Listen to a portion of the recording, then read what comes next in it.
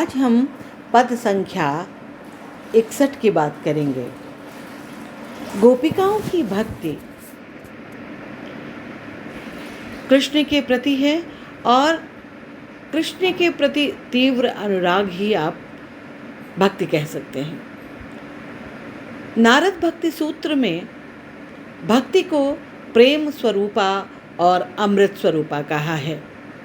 सच्चा भक्त जो होता है वो कुछ भी नहीं चाहता, न वह किसी से शोक करता है, न द्वेष करता है, न कहीं उसका मन लगता है, और वो केवल अपने प्रेमास्पद का स्मरण कर उन्मत्त हो जाता है, स्तब्ध हो जाता है और अपनी आत्मा में ही रमण करता है।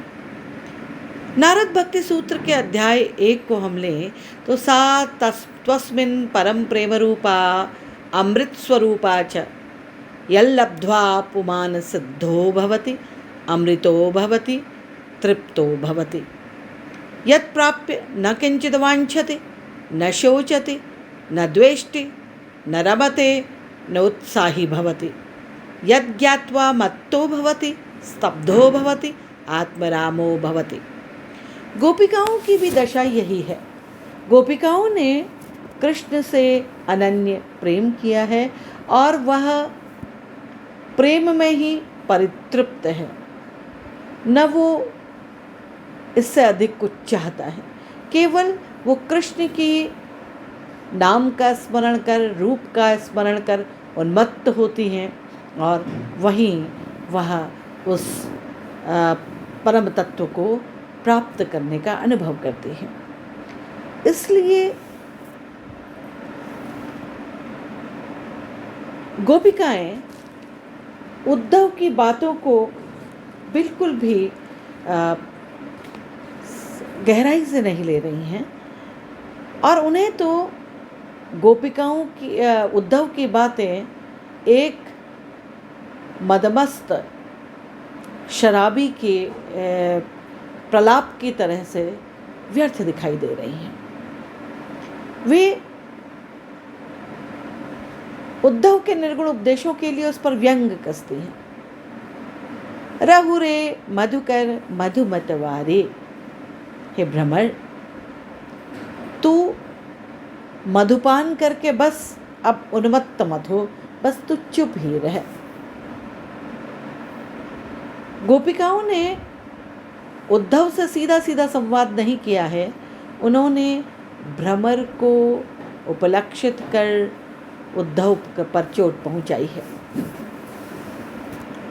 वो कहते हैं कहा करो निर्गुण लेके। हाँ, गोपिकाएं कहती हैं कि हम निर्गुण निराकार ब्रह्म को लेकर क्या करेंगे, क्योंकि हम तो भक्त हैं और भक्त तो अपने आराध्य को लेकर ही मस्त है। तो हम तुम्हारे इस निर्गुण को लेकर क्या करें। हमारे तो जीव कान हमारे तो कृष्ण ही चिरंजीव हों, वही जीवित रहें। लोटत नीच पराग पंक में पचत नाप संहारे। अरे तू तो पराग के कीचड़ में लौटता हुआ पचत न माने थकता नहीं है और ना आपू संहारे, ना अपने को तू संभाल पाता है। अर्थात जिस तरह से शराब को पीकर व्यक्ति अपने सुध बुध खो देता है, अपने विवेक को खो देता है, ठीक वैसे ही उद्धव का प्रलाप गोपिकाओं को लग रहा है। क्योंकि उद्धव बिना कारण ही और बिना मांगे ही उन्हें निर्गुण निराकार ब्रह्म की उपासना का सिद्धांत समझा रहे हैं। बारंबार सरक मदिरा की अपरस कहा उघारे। तो कहते कि भाई तो बार बार मदिरा का घूंट भरता है, तो तेरी ये जो अपरस यानी जो तेरी कुरसकिता है, इसको उद्घाटित करने से क्या लाभ होगा। अर्थात जैसे एक प्रमत्त व्यक्ति मदिरा के घूंट के साथ साथ अपने ज्ञान को खोता जाता है और वह जो भी बोलता है वह विवेकी नहीं होता, या जो कुछ भी उसके वचन निकलते हैं उनमें कोई अर्थ नहीं रहता। इसी तरह से जो बारंबार उद्धव का प्रयत्न है कि गोपिकाएं किसी न किसी तरह उसके सिद्धांत को मान लें, तो वो ज्यों ज्यों अपने सिद्धांत की परिपुष्टि के लिए तर्क रखते जा रहे हैं, त्यों त्यों गोपिकाओं का क्रोध बढ़ता जा रहा है। इसलिए वो कहते हैं कि तू क्यों, तेरी बातें तो एक मदिरा पिए हुए प्रमत्त व्यक्ति की सी है, जो केवल अपनी कुरसिकता को ही प्रकट करता है। ठीक वैसे ही तू हम इस योग्य नहीं हैं और हमें निर्गुण से कुछ लेना देना नहीं है, क्योंकि हम तो स्वयं में परितृप्त हैं, स्वयं में शांत हैं, स्वयं में मस्त हैं। तो हमें तेरे द्वारा किसी दूसरी प्रकार से उपासना करना कदापि वांछनीय नहीं है। तुम जानत हमू वैसी है जैसे कुसुम तिहारे। अब भ्रमर को व्यंग करते हुए कहती हैं, तो जैसे पुष्प, भ्रमर का काम है कि वो एक पुष्प से दूसरे पुष्प पर भ्रमण करता हुआ उनकी परागरस को पीता है, और पुष्प भी प्रत्येक भ्रमर को अपने पास बैठने की अनुमति देता है। तो वो कहते हैं कि जैसे तेरे पुष्प हैं, क्या हम वैसे ही हैं जिनका काम क्या है, घरी पहर सबको बिलयावत, जो एक पल के लिए सबको अपने पास विश्राम करने की अनुमति दे देते हैं, अपना आश्रय दे देती हैं। हम ऐसे नहीं हैं, क्योंकि हमने तो श्री कृष्ण से अनन्य निष्ठा की है, हमने तो कृष्ण से अनन्य प्रेम किया है, और अनन्य न अन्य कोई जिसका, अर्थात जो केवल एक निष्ठ होकर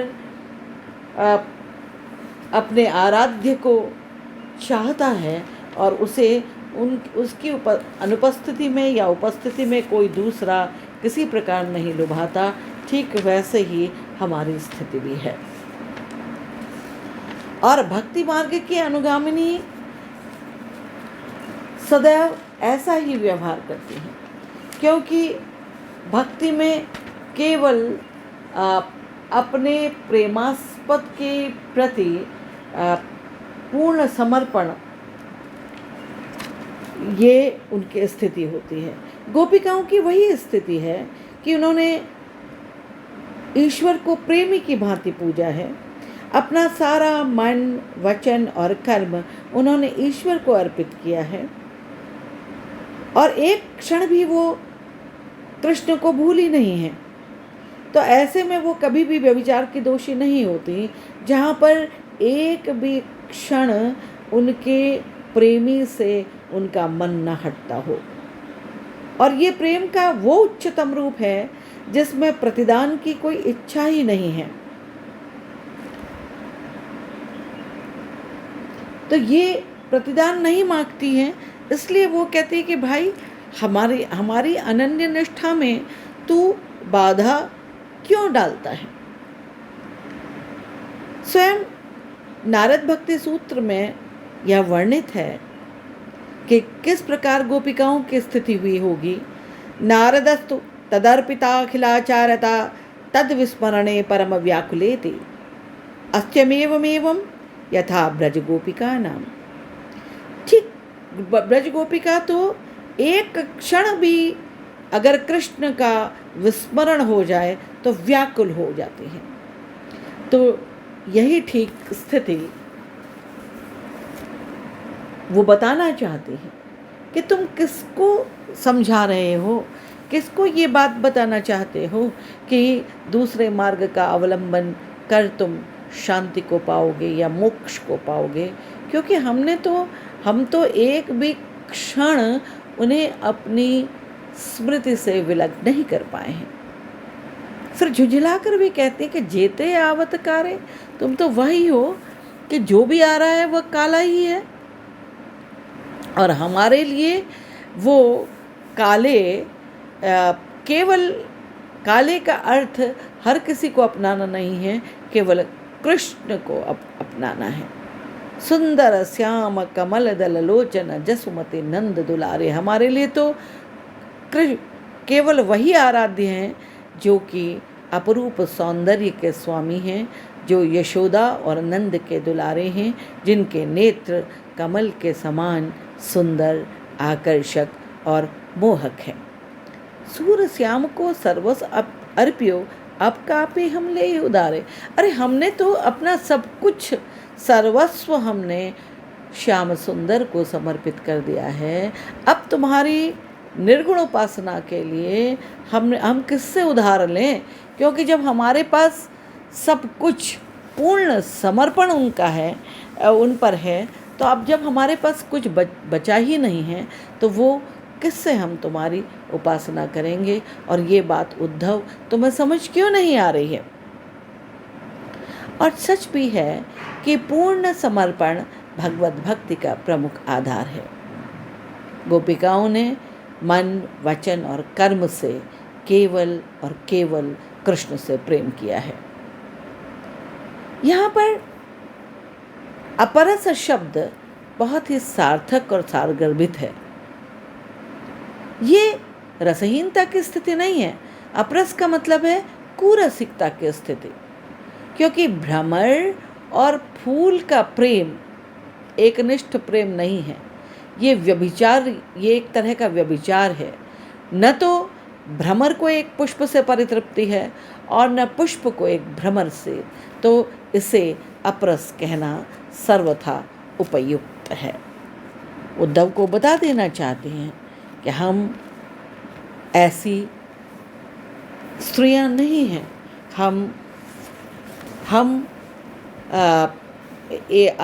हमारी भक्ति अव्यभिचारी भक्ति है।